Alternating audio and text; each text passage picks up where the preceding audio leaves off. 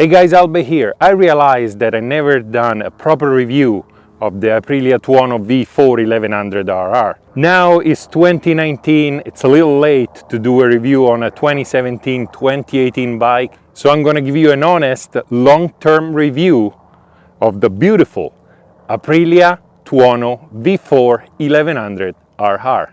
But enough with the chit chat, let's get on it.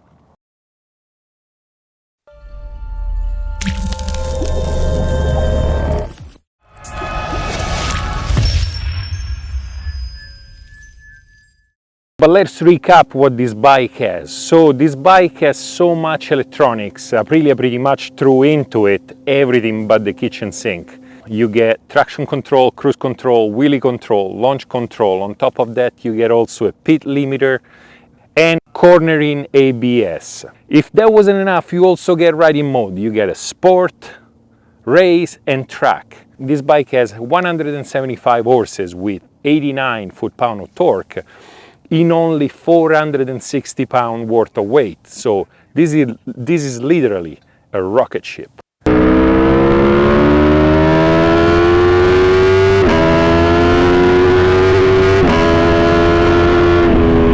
You get Brembo M50 calipers, which are the top of the line, and to help you keep the bike stable, you get Pirelli Diablo Rosso 3, which is an awesome tire, not only because it gives you some longevity, but also gives you pretty much a lot of grip.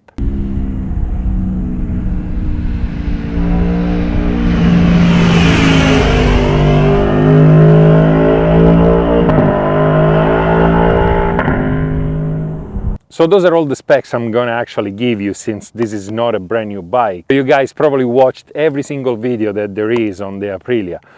One thing I can say, that most reviews praise the Aprilia for how fast it is and how great of a race bike it is. What they don't say, actually some of them say the opposite.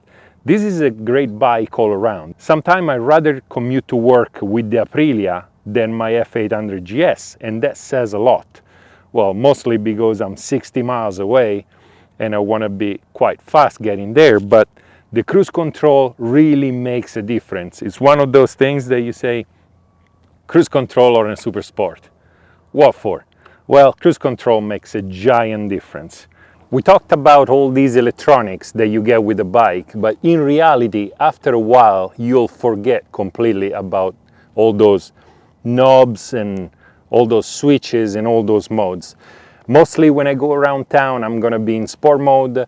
I'm gonna be in race mode when I go up in the mountains, but I really haven't used track that much. I really don't like the way it lags from the low RPM.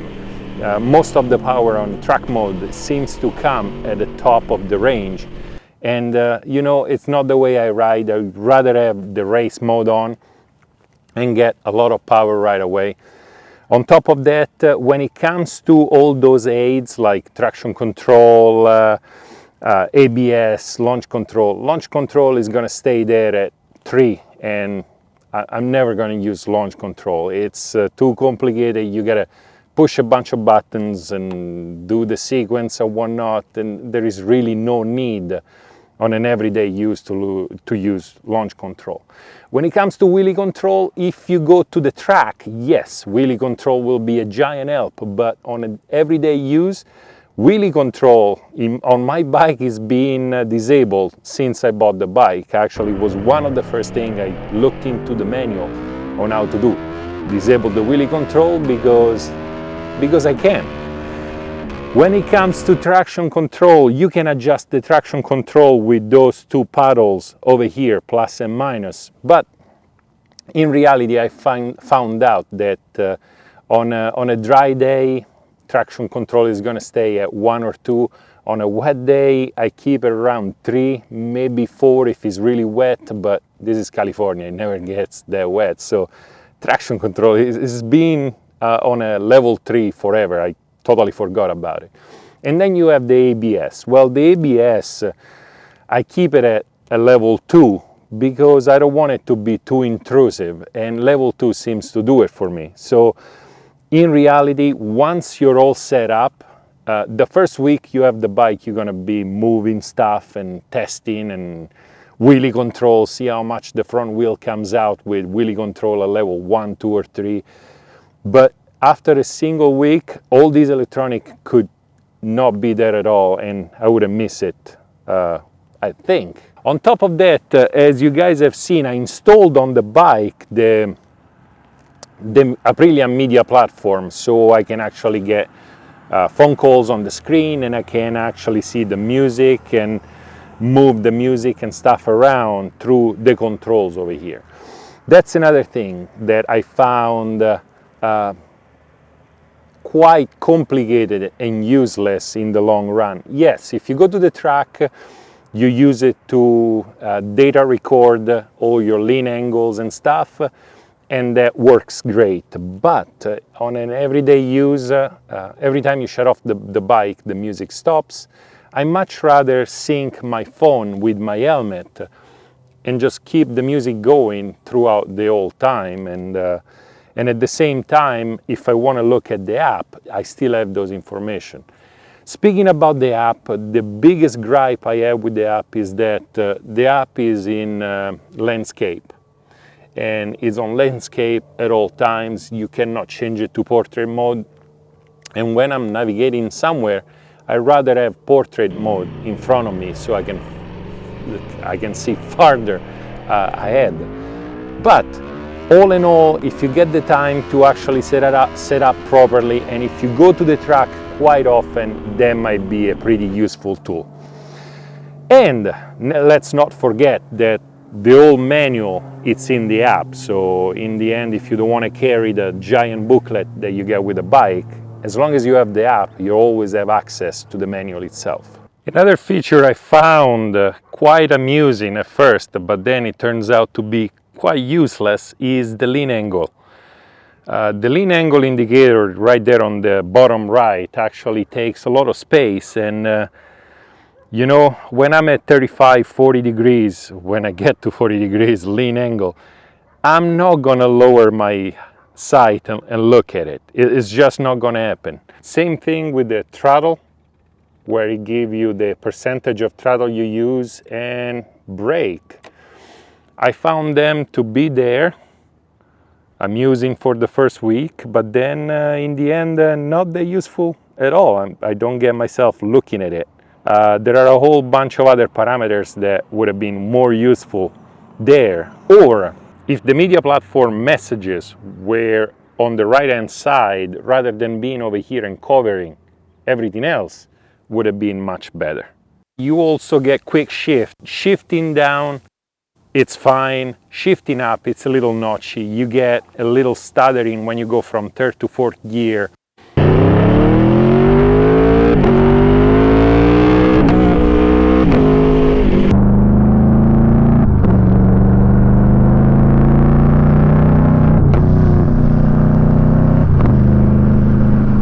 The rest of the gear, they're okay, it's just not at its best. The same thing when it comes to the cruise control. As you guys know, I drove a bunch of BMWs, and most of them have cruise control. And if you compare the two of them, the Aprilia cruise control is good, and I'm really glad I have it. But there are two things that I really can't take. First of all, when you disengage the cruise control, you have a blinking green light on the dash, and it's there, and it looks like you have a turn signal on.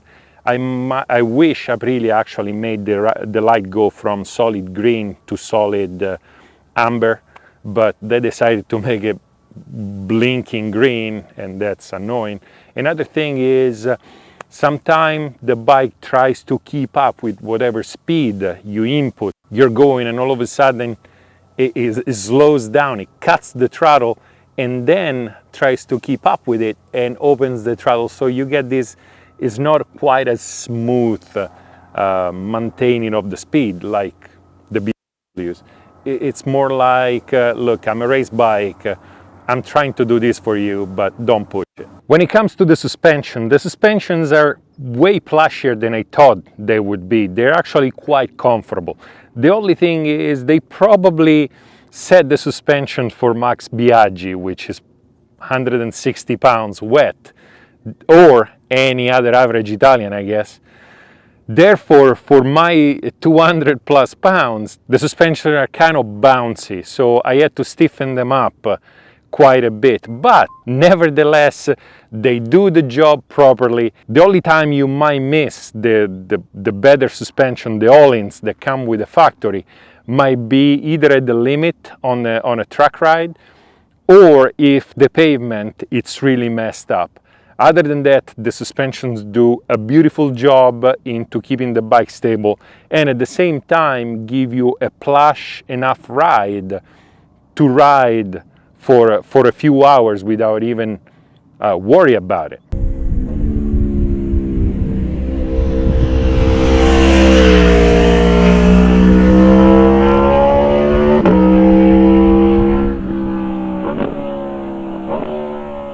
Just like any proper bike should have, the suspensions, both front and back, are fully adjustable. So you can set it up for whatever is best for you. So in the end, this is a fantastic bike. I'm super happy that in the end I decided to buy the Aprilia, because I think I'm gonna keep this bike for many years. It rides great fast, it's bearable when you go slow, and all in all, in my opinion, it looks fantastic. So if you're watching this video because you're thinking of picking one of those up used, go right ahead. I could not recommend it more.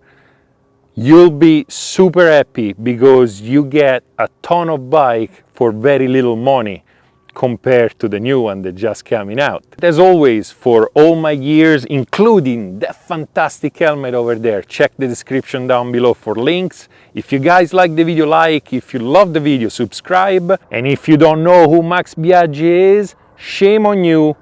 Get educated and go look it up.